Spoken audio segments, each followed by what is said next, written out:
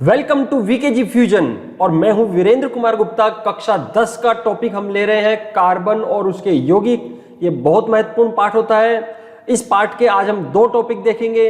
Hydrocarbon का सामान्य वर्गीकरण हम जानेंगे और नामकरण की रूट, व्युत्पन्न और आईयूपीएसी पद्धति के बारे में हम इस टॉपिक में आज पढ़ेंगे। सबसे पहले हाइड्रोकार्बन और इसका वर्गीकरण हम देखते हैं। अब हाइड्रोकार्बन कहते किसे हैं, सबसे पहले हम इस बात को जानें।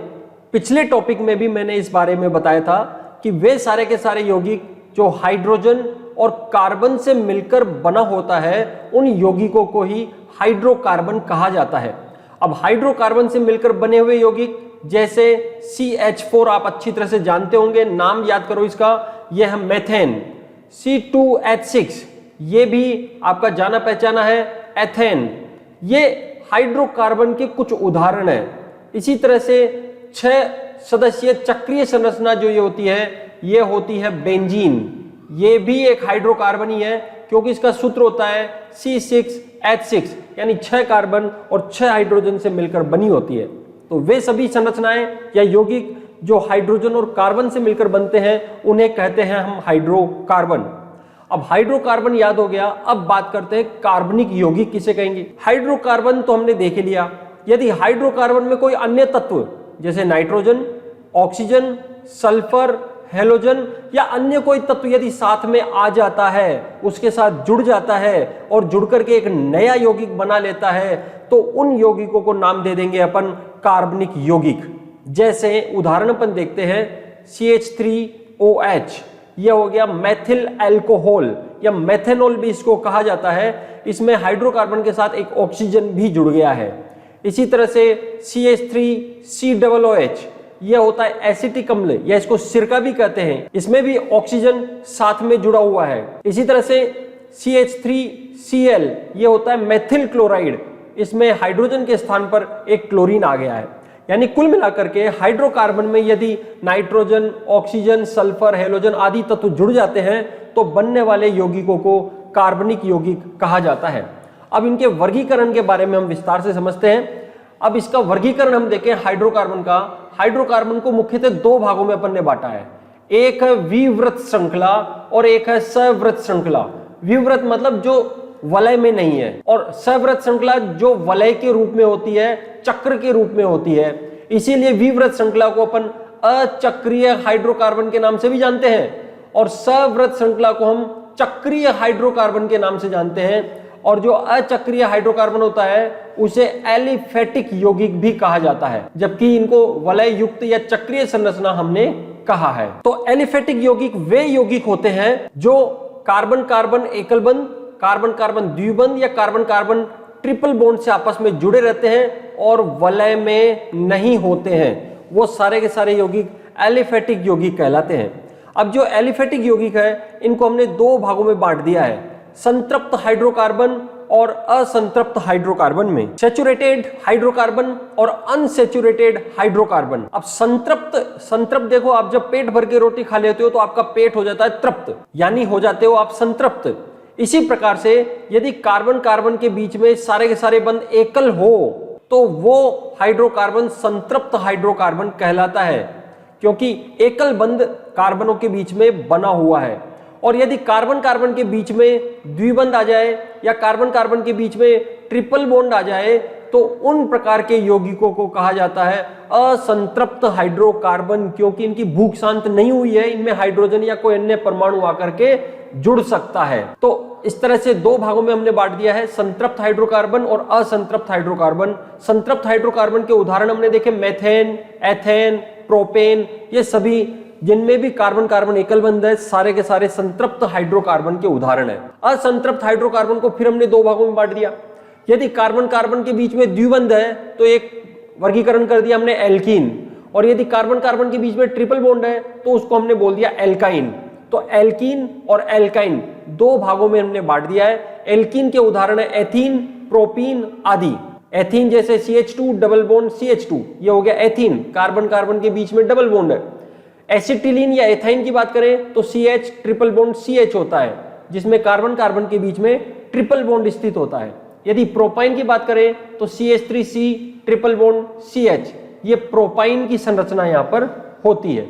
तो इस तरह से एल्कीन और एल्काइन दो भागों में हमने बांट दिया है असंतृप्त हाइड्रोकार्बन को। बात करते हैं सव्रत श्रृंखला या चक्रीय हाइड्रोकार्बन की या वलय युक्त यौगिकों की। अब देखिए जितने भी यौगिक वलय युक्त होते हैं उन सबको फिर हमने दो भागों में क्लासिफाई कर दिया है। एक है एलिसाइक्लिक यौगिक। एलिसाइक्लिक यौगिक वो है जो एलिफेटिक यौगिकों से समानता प्रदर्शित करते हैं। एलिफेटिक यौगिकों से समानता प्रदर्शित करते हैं लेकिन इनमें कार्बन कार्बन आपस में जुड़कर चक्रीय संरचना का निर्माण कर लेते हैं, इसीलिए इनको एलिसाइक्लिक यौगिक कहा गया है। ये इनको हम साइक्लिक एलिफेटिक यौगिक भी बोल सकते हैं। जब साइक्लिक एलिफेटिक यौगिकों को जलाया जाता है तो बिना धुएं के ये ज्वाला के साथ जलते हैं, यानी कोई धुआं इसमें नहीं होता है। यह बात आपको ध्यान में रखनी है। जैसे साइक्लोहेक्सेन, हेक्स का मतलब होता है 6, यानी 6 कार्बन साइक्लोहेक्सेन के रूप में जुड़े हुए हैं। जैसे यहां उदाहरण दिया हुआ है CH2 CH2 CH2 CH2 CH2 CH2 और 6 कार्बन आपस में एकल बंध से जुड़ करके और साइक्लोहेक्सेन एक चक्रीय संरचना का निर्माण कर लेते हैं, जिसको हम इस प्रकार से भी प्रदर्शित करते हैं षटकोणीय वलय के रूप में। इसी प्रकार से यदि 3 कार्बन आपस में जुड़ जाए तो ये त्रिभुज की संरचना को हम बोलेंगे साइक्लोप्रोपेन, क्योंकि 3 कार्बन को हम बोलते हैं प्रोपेन, तो ये हो गया साइक्लोप्रोपेन। 4 कार्बन यदि आपस में जुड़ जाते हैं तो इसको बोलेंगे हम साइक्लोब्यूटेन। 5 कार्बन यदि जुड़ जाते हैं तो इसको हम बोलते हैं साइक्लोपेंटेन, और 6 कार्बन यदि जुड़ गए तो इसको हमने कह दिया साइक्लोहेक्सेन। ये बच्चों आपको ध्यान रखना है, बड़ी अच्छी चीज है। बात करते हैं एरोमेटिक हाइड्रोकार्बन की। एरोमेटिक हाइड्रोकार्बन का नाम जब दिया गया तो एरोमा से दिया गया। एरोमा का मतलब होता है गंध, यानी शुरू में जब कोई एरोमेटिक यौगिकों की खोज हुई थी तो उन सब यौगिकों में अच्छी अच्छी सी गंध आती थी, एरोमा आती थी, खुशबू आती थी, और उस खुशबू के कारण इनको एरोमेटिक नाम दिया गया। हालांकि बाद में कई ऐसे यौगिक भी खोज लिए गए एरोमेटिक जिनमें सड़ी सड़ी बदबू भी आती थी, इसीलिए फिर अब एरोमेटिक का मतलब एरोमा से कोई लेना देना नहीं है। अब नाम जो पड़ गया एक बार, तो इसीलिए अब उनको सभी को एरोमेटिक हाइड्रोकार्बन कहा जाता है। लेकिन जलाने पर ये काली धुआं के साथ जलते हैं, काली धुआं के साथ जलते हैं और अन्य कई प्रकार के ये एरोमेटिक गुण दिखाते हैं। इसका सबसे अच्छा उदाहरण है बेंजीन। बेंजीन का सूत्र होता है C6H6, ये इसका अणुसूत्र है। इसकी संरचना सूत्र की बात करें तो 6 कार्बन देखो वही चक्रीय रूप से जुड़े हुए हैं, लेकिन आप ध्यान रखना एकांतर क्रम में यहां पर द्विबंध पाए जाते हैं। यहां कार्बन कार्बन द्विबंध है, फिर एकल बंध आ गया है, फिर कार्बन कार्बन द्विबंध आ गया है, फिर एकल बंध आ गया है, फिर कार्बन कार्बन द्विबंध आ गया है और एकल बंध आ गया है। यानी एकांतर क्रम में द्विबंध यहां पर कार्बन पर होते हैं और प्रत्येक कार्बन पर एक हाइड्रोजन जुड़ा हुआ होता है। आपको यह बात ध्यान रखनी है, हमने पढ़ा है कि कार्बन की चतुष्फलकीय संरचना होती है, उसकी संयोजकता 4 होती है, अर्थात कार्बन अधिकतम 4 बंधों का निर्माण कर सकता है। तो इन सब में आपको इस चीज को ध्यान रखना है बच्चों, देखना है खोद खोद करके कि इनमें 4 बंध है या नहीं है प्रत्येक कार्बन में। जैसे मैं यहाँ ये उदाहरण बताऊं, ये वाला कार्बन है, अब ये 4 बंध बना रहा है, 2 बंध तो यहाँ पे बना रहा है, 2 एकल बंध इधर बना रहा है, तो कुल मिला के 4 बंध का निर्माण यहाँ पर करता है। तो जहां भी आपको संरचना दिखाई देती है वहीं आप देखने के लिए टूट जाओ कि इस कार्बन में 4 बंध है या नहीं है। यदि 4 बंध नहीं है तो वो संरचना आपकी 100% गलत होगी। आगे चलते हैं, अब हम बात करते हैं कार्बन यौगिकों की नाम पद्धति। नामकरण कैसे दिया जाता है? नामकरण की देखो बहुत सारी विधियां दी हुई है, और जो सबसे पहले प्रचलित विधि थी उसको हम रूढ़ पद्धति बोलते हैं या सामान्य नाम पद्धति भी इसको कहा जाता है। रूढ़ नाम पद्धति में क्या है कि जो भी पदार्थ खोजे गए हैं उन पदार्थों का नामकरण उनके प्राकृतिक स्रोत, उनके गुण, किस स्थान पर वो मिले हैं, किस तरह से ये रिएक्शन करते हैं आदि के आधार पर दिया जाता है। लेकिन जब धीरे धीरे यौगिकों की संख्या बढ़ती गई तो रूढ़ नाम पद्धति या सामान्य नाम पद्धति ने भी थोड़ा सा अपने में चेंज किया और उसने भी कुछ साधारण नियम बनाने का प्रयास किया। देखो पूर्ण रूप से तो नहीं, लेकिन फिर भी कुछ हद तक साधारण नियम बनाने का प्रयास किया जिसके आधार पर उनका नाम देने की कोशिश की जाती है। जिसमें आपको 2-3 बातें ध्यान में रखनी है कि इस पद्धति में जब भी कोई भी असाकित हाइड्रोकार्बन मिल जाता है तो असाकित हाइड्रोकार्बन के नाम में आपको लगा देना है नॉर्मल, जिसको N से भी हम यहां पर लिखते हैं। जैसे 3 कार्बन आपस में जुड़ गए, यहां पर एक सीधी श्रृंखला में जुड़े हुए हैं, कोई शाखा यहां पर निकली हुई नहीं है, तो ये हो गया प्रोपेन। 3 कार्बन को प्रोपेन बोलते हैं, लेकिन सामान्य नाम पद्धति में हमारे को लगाना हुआ या नॉर्मल शब्द भी, क्योंकि सीधी श्रृंखला है, तो यहां इसका नाम हो जाएगा नॉर्मल प्रोपेन या एन प्रोपेन भी इसको कहा जाता है। इसी प्रकार से 4 कार्बन यदि आपस में जुड़ जाते हैं एकल बंध के साथ, तो उसको हम बोलेंगे नॉर्मल ब्यूटेन या एन ब्यूटेन इसको कहा जाता है। मैं फिर बोल रहा हूं, आपको प्रत्येक कार्बन पर 4 बंधों को देखना है बच्चों, इसी को ध्यान में रखते हुए आगे बढ़ना है। जैसे ये वाला कार्बन है, अब ये वाला कार्बन एक बंध तो इस कार्बन से बना रहा है, दूसरा बंध इधर CH3 के साथ बना रहा है, और 2 बंध हाइड्रोजन के साथ ये बना रहा है। तो कुल मिला के इस कार्बन पर हो गए बंधों की संख्या 4।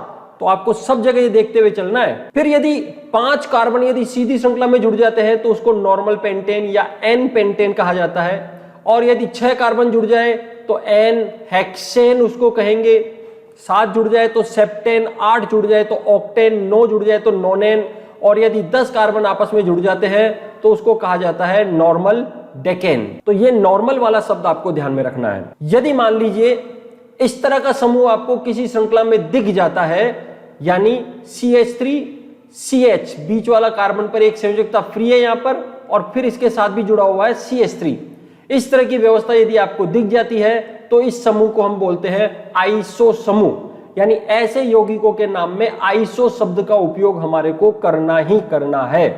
तो हम देखते हैं यहां पर CH3 CH और फिर ये CH3 नीचे जुड़ गया है, यानी ये इसी की जैसी व्यवस्था हो गई है।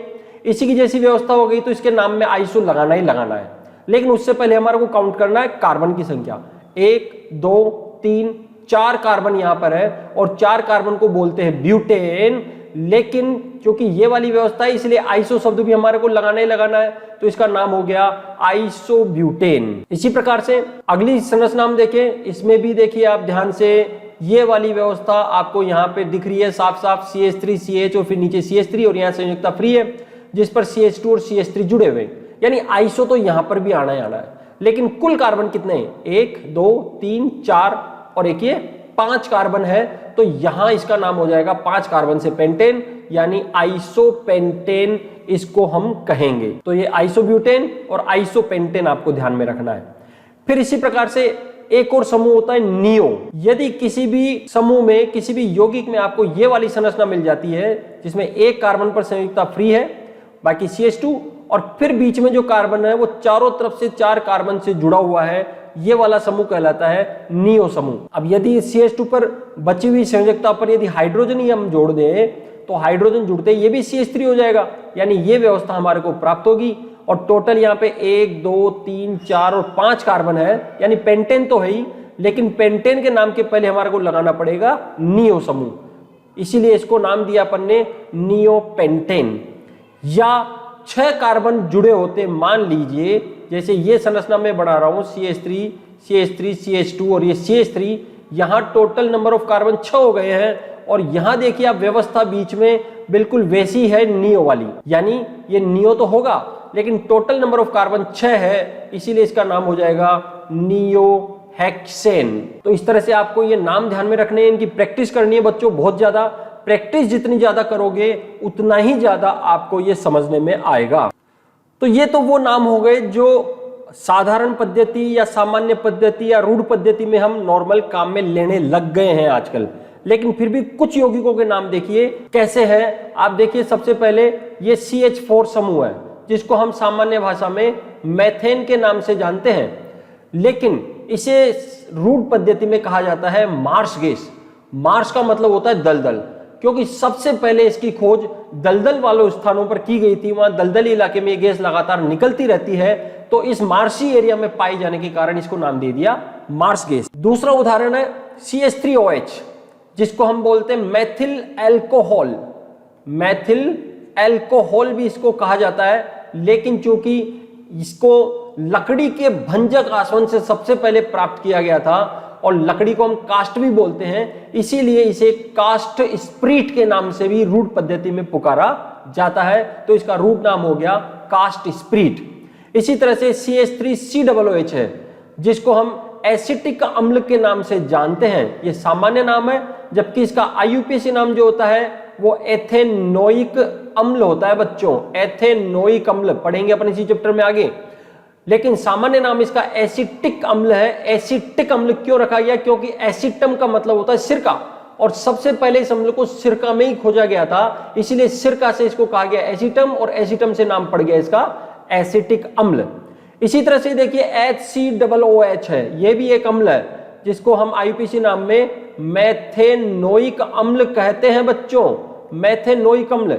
लेकिन रूट पद्धति में इसको कहा जाता है फॉर्मिक अम्ल, क्योंकि फॉर्मिक का शब्द जो है वो लाल चींटी से आया है। लाल चींटी में आपको पता है बच्चों पीछे डंक होता है छोटा सा, लाल चींटी हमारे को खा जाती है तो वहां पर पस्ती निकल जाती है, वहां सूज जाती है हमारी स्किन, तो उस अम्ल का नाम क्या है? फॉर्मिक अम्ल है। उसी कारण हमारे स्किन पर पस्ती सी आ जाती है, सूज जाती है, और लाल चींटी को लैटिन भाषा में फॉर्मिका कहते हैं, इसीलिए उसमें पाए जाने वाले अम्ल को नाम दे दिया अपन ने फॉर्मिक अम्ल। ये लैक्टिक अम्ल है। ये सूत्र आपको बार बार लिख करके याद करना पड़ेगा। कार्बन की 4 संयोजकताएं होती है बच्चों, 4 संयोजकताओं में एक तरफ तो COOH समूह यानी अम्ल समूह है, एक तरफ OH मतलब एल्कोहल समूह है, एक तरफ मेथिल समूह है, और एक तरफ हाइड्रोजन जुड़ा हुआ है। चारों एकल बंध के साथ जुड़े हुए हैं, और इसका नाम है लैक्टिक अम्ल। लैक्टिक अम्ल लैक्टम से आया है। लैक्टम का मतलब होता है दूध, दूध में यह अम्ल पाया जाता है, इसीलिए इसको नाम दिया गया लैक्टिक अम्ल। इसी तरह से बहुत हजारों यौगिक और हैं जिनके नाम उनके प्राकृतिक स्रोत के आधार पर या उनकी उपयोगिता के आधार पर दिया गया है, लेकिन इन नामों को याद रख पाना थोड़ा सा मुश्किल काम होता है, इसीलिए अब इनका एक सामान्य पद्धति भी तैयार कर ली गई है। अगली पद्धति अब हम देखते हैं व्युत्पन्न नाम पद्धति। व्युत्पन्न नाम पद्धति बहुत ज्यादा प्रचलन में नहीं है, ये लगभग आउटडेटेड हो गई है। आउटडेटेड का मतलब इसका कोई यूज आजकल किया नहीं जाता, या तो IUPAC पद्धति का उपयोग किया जाता है या रूट पद्धति का उपयोग किया जाता है, लेकिन फिर भी चूंकि सिलेबस में है तो थोड़ा बहुत हमारे को ध्यान में तो रखना ही पड़ेगा। इस विधि में सबसे सरलतम यौगिक यदि कोई दिख रहा है उसको व्युत्पन्न मान करके और नामकरण किया जाता है। अब इसमें क्या है, हमारे को देखना पड़ता है कि सरलतम यौगिक कौन सा है। जैसे हम बात करें एल्केन, एल्केन कोई सा भी हो, methane, ethane, propane, butane, pentane, hexane, जो भी अपन ने थोड़ी देर पहले देखे थे, वो एल्केन कोई सा भी हो, इसका सरलतम यौगिक कौन है बच्चों? सबसे छोटा यौगिक है मेथेन, तो इसका सरलतम यौगिक इसको माना जाता है, और इसी के आधार पर अन्य एल्केनों का नामकरण किया जाता है, वो कहलाती है व्युत्पन्न पद्धति। जैसे हम देखते हैं एक उदाहरण से, ये सरलतम यौगिक तो हमने मेथेन ले ही लिया है, अब ये हमने ले लिया है, इस सूत्र का नामकरण हमारे को देना है। देखिए वैसे तो इसका नामकरण हमने दिया था आइसोब्यूटेन, याद रखना है बच्चों, दिमाग की मेमोरी को शार्प करना है। अब ये आपको बार बार बताने की आवश्यकता नहीं होनी चाहिए, इसका नाम दिया था अभी अपन ने आइसोब्यूटेन। अब इसका व्युत्पन्न नाम पद्धति में नाम देना है हमारे को, तो देखिए बीचों बीच में ये CH है, होना क्या चाहिए था? CH4, यानी 4 हाइड्रोजन होने चाहिए थी, लेकिन 4 हाइड्रोजन बजाय यहां पर है सिर्फ 1 हाइड्रोजन, और 3 हाइड्रोजन हट करके और इसके ऊपर आ गए 3 मैथिल समूह, ये प्रतिस्थापी के रूप में आकर के इस पर जुड़ गए हैं। यानी हमारा मुख्य यौगिक तो कौन है? मेथेन, और इस पर प्रतिस्थापी कौन आ गए? मेथिल। कितने मेथिल आके जुड़ गए? 1 2 3 मेथिल जुड़ गए, 3 को हम बोलते हैं ट्राई, तो इसीलिए इसका नाम हो गया ट्राई मेथिल। ये तो प्रतिस्थापी हो गए, और मुख्य नाम क्या है? मेथेन, तो ये हो गया ट्राई मेथिल मेथेन। इसी प्रकार से अब ये देखिए नीचे एक और संरचना दी हुई है हमारे को, ये सीधी श्रृंखला में बच्चों याद करो, कार्बन कार्बन सीधी श्रृंखला में जुड़े हुए हैं तो नाम में लगाते हैं अपन नॉर्मल या एन, और 3 कार्बन है तो बोल दिया हमने इसको प्रोपेन, तो ये हो गया एन प्रोपेन। एन प्रोपेन तो इसका रूट नाम हो गया। व्युत्पन्न नाम देना है हमारे को, तो बीचों बीच में ये देखिए ये आपका सरलतम यौगिक हो गया है, CH4 होना चाहिए था, 2 हाइड्रोजन हट करके और उसके स्थान पर 2 मैथिल यहां पर आ गए हैं, 2 को बोलते हैं हम डाई, तो इसका सीधा सा नाम हो गया डाई मेथिल मेथेन, इसको कहा जाएगा। इसी तरह से कैटेगरी होती है अल्कोहल। अल्कोहल कैटेगरी में सबसे छोटा यौगिक होता है हमारा मेथेनॉल या मेथिल अल्कोहल, लेकिन मेथेनॉल IUPAC नाम पद्धति में मेथिल अल्कोहल या कास्ट स्प्रीट इसको रूट पद्धति में बोला जाता है, लेकिन व्युत्पन्न पद्धति में इसका बड़ा अच्छा सा नाम है बच्चों, याद रखना है, कार्बिनोल। जी हाँ, क्या नाम है इसका? कार्बिनोल। इसी से इसका इनके यौगिकों के नाम देने हैं हमारे को। जैसे हम देखें, सबसे पहले ये उदाहरण दिया हुआ है, अब यहां पर देखिए एक कार्बन का सरल यौगिक तो ये हुआ, CH3OH ये कार्बिनोल हुआ, लेकिन इसका एक हाइड्रोजन हट करके और यहां जुड़ गया है मेथिल। तो मेथिल जुड़ गया है कार्बिनोल में, तो नाम हो गया इसका मेथिल कार्बिनोल। बिल्कुल आसान सा तरीका है बच्चों, ज्यादा मेहनत नहीं करनी है, जो कुछ नाम सामने दिए हुए उन्हीं पर दिमाग लगाना है, ज्यादा एक्स्ट्रा दिमाग लगाने की आवश्यकता आपको इसमें नहीं है। तो मेथिल कार्बिनोल हो गया। दूसरा हम देखते हैं, ये वाली संरचना दी हुई है। अब इसमें देखिए आपका कार्बिनोल, तो एक कार्बन के साथ OH हो गया, ये आपका कार्बिनोल हो गया है, और इस कार्बिनोल के साथ यहां पर 2 कार्बन का प्रतिस्थापी जुड़ गया है। 2 कार्बन के प्रतिस्थापी को कहा जाता है एथिल। तो कार्बिनोल में जुड़ गया एथिल, तो इसका नाम हो गया एथिल कार्बिनोल। अब नीचे थोड़ी सी बड़ी संरचना है, ध्यान से समझने का प्रयास करना है हमारे को। यहां पर भी जिस पर OH जुड़ा हुआ है उस कार्बन को साथ में ले लें अपन, तो ये तो हो गया हमारा कार्बिनोल। अब 3 हाइड्रोजन हट करके एक तरफ तो आ गया है, यहां पर देखो 2 कार्बन का एथिल, एक तरफ आ गया है 1 कार्बन का मेथिल, और एक तरफ आ गया है 3 कार्बन का आइसोप्रोपिल है, ये आइसोप्रोपिल।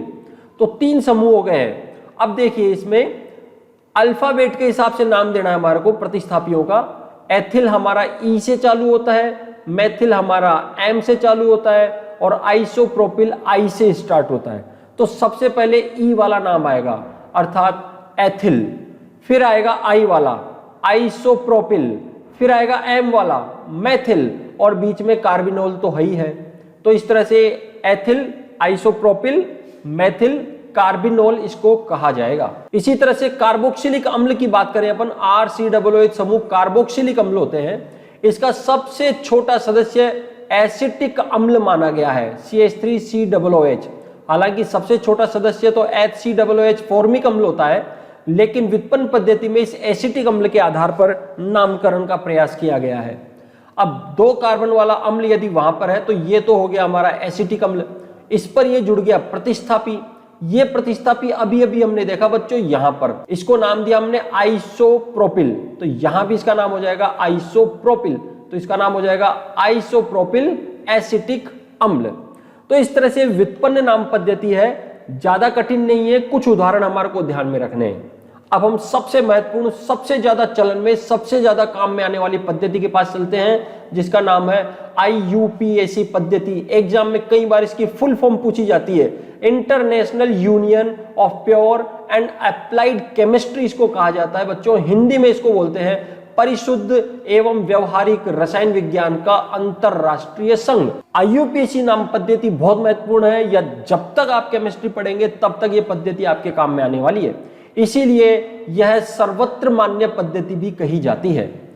इस विधि में हम इस चैप्टर में आपके एल्केन, एल्कीन और एल्काइन के नामकरणों के बारे में पढ़ेंगे मुख्य रूप से। अब एल्केन और एल्कीन, एल्काइन के नामकरण हम पढ़े, उससे पहले इसके बारे में हमारे को सामान्य जानकारी लेनी है। अब सामान्य जानकारी में क्या है कि सर्वप्रथम कार्बन परमाणु की संख्या के आधार पर लिखा जाता है पूर्व लग्न। इसमें हम पहले लिखते हैं पूर्व लग्न, पूर्व लग्न के बाद आता है उसका मूल नाम, और मूल नाम के बाद आता है अनुलग्न। ये 3 बातें आपको ध्यान में रखनी है। इन 3 बातों को ध्यान में रखकर हम इसका नामकरण करेंगे। तो सबसे पहले हम बात करते हैं पूर्व लग्नों की। जो भी प्रतिस्थापी होते हैं वो पूर्व लग्न कहलाते हैं। अब यदि एक कार्बन का पूर्व लग्न है तो उस एक कार्बन के पूर्व लग्न को कहा जाता है मैथ। 2 कार्बन का पूर्व लग्न होता है एथ, 3 कार्बन को प्रोप, 4 कार्बन को ब्यूट, 5 को पेंट, 6 को हेक्स, 7 को हेप्ट, 8 को ऑक्ट, 9 को नॉन और 10 को डेक कहा जाता है। ये नाम आपको ध्यान रखने हैं, ये मूल नाम है। वैसे तो क्या है ये? मूल नाम। और प्रतिस्थापी के रूप में यदि एक कार्बन है तो जब भी प्रतिस्थापी के रूप में होता है तो उस एक कार्बन के आगे लगा दिया जाता है इल। मैथ के साथ लग गया इल, यानी हो गया ये मैथिल। एक कार्बन के प्रतिस्थापी को कहेंगे मैथिल। यदि 2 कार्बन का प्रतिस्थापी होता है तो 2 कार्बन को बोलते हैं हम एथ, एथ में लग जाएगा इल, यह हो जाएगा एथिल। इसी तरह से 3 कार्बन का हम प्रतिस्थापी ले, CH3, CH2, CH2, ये 3 कार्बन का प्रतिस्थापी है। 3 कार्बन के प्रतिस्थापी को हम बोलते हैं प्रोप, लेकिन प्रोप में अनुलग्न लग जाएगा इल यहां पर प्रतिस्थापी के लिए, तो इस प्रतिस्थापी का नाम हो जाएगा प्रोपिल। और इसी तरह से आगे के प्रतिस्थापियों के नाम आपको दे लेने हैं, butyl, pentyl, hexyl, heptyl, octyl, नोनिल और डेकिल। ये 10 कार्बन तक के प्रतिस्थापी आपको याद रखने हैं। अब अणु में उपस्थित बंध के आधार पर अनुलग्न का उपयोग किया जाता है। देखिए, एक तो पूर्व लग्न हो गया, जो भी प्रतिस्थापी हमने देखे उनके सबके नाम पूर्व लग्न के रूप में आते हैं। फिर हमने मूल नाम देखे, मूल नाम में अपन ने एक कार्बन को मैथ, एथ, प्रोप आदि ये सब मूल नाम थे। अब बात करते हैं अपन अनुलग्न की। अब अनुलग्न में देखिए, यदि आपके कार्बन कार्बन एकल बंध है तो वो एल्केन है और एल्केन के लिए अनुलग्न होता है एन। यदि कार्बन कार्बन द्विबंध है तो आपके है एल्कीन और एल्कीन के लिए अनुलग्न होता है ईन। और यदि कार्बन कार्बन ट्रिपल बॉन्ड है तो वो होता है एल्काइन, यानी इसका अनुलग्न होता है आइन। तो एन, ईन और आइन आपको ध्यान रखने हैं, ये अनुलग्न मुख्य रूप से हम उपयोग में लेंगे। तो एल्केन श्रेणी अर्थात एकल बंध में अनुलग्न हो गया एन, एल्कीन या द्विबंध में हो गया इन और एल्काइन या त्रिबंध में हो गया आइन। तो इस तरह से 3 बातें आपको ध्यान रखनी है, पूर्व लग्न, मूल नाम और अनुलग्न। इन्हीं से किसी भी यौगिक का नामकरण हम कर सकते हैं। अब एल्केन, एल्कीन और एल्काइन के नामकरण हम अगले टॉपिक में पढ़ेंगे। आज के लिए इतना ही बहुत है। हमारे चैनल को सब्सक्राइब कीजिए, लाइक कीजिए और शेयर भी जरूर कीजिए और सभी कक्षा 10 के विद्यार्थियों के पास ये वीडियो पहुंचाने का प्रयास कीजिए। Thank you.